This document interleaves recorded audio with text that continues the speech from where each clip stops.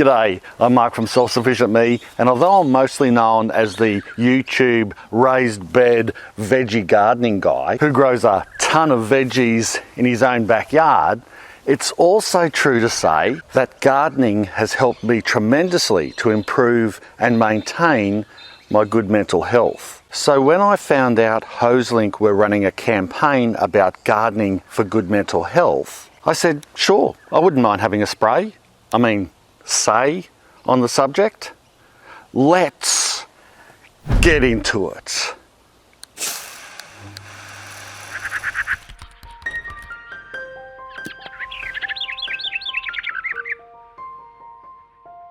I spent a good chunk of my life in the army, did not waste water. And although I look back on my 21-year military career fondly, I did leave with some mental baggage, and I've got the physical scars to prove it. But I'm not unique, and I bet just about every one of you watching this video now, and nearly every human on earth, has had or will have some challenges regarding their own mental health at some point. Now let me be clear, I'm not a doctor. I'm a home gardener, a home dad, that probably comes first, and a YouTuber. So if you are suffering mental health problems, seek help from a professional. There's no shame at all in reaching out. However, just because I'm not medically qualified doesn't mean I can't offer some advice that has helped me and might also help you with your own mental well-being. Firstly, gardening in general is the perfect de-stressor. Well, mostly. Where did all these weeds come from? Oh, what happened to my tomato plants? How come only one lot of seeds come up? How hot is that sun? I'm sweating a river.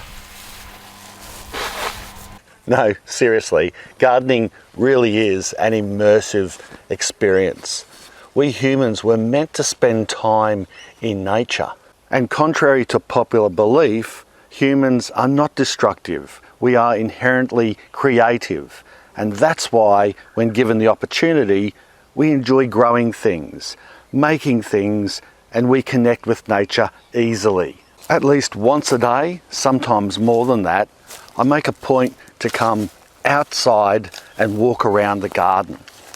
The sounds, the visuals, the smells, the tranquility, it really helps to pacify me and de-stress. And it almost sends me into a trance-like state. I discovered the healing powers of gardening towards the end of my army career, at a time when honestly I felt clouded, tired, depressed, and stressed. By chance, I realised my gardening time was not just a hobby or a way to save on the grocery bill, it was also therapy for my mental health that worked. When I was out in the garden, I felt good. And then I realised that this feeling lasted after that.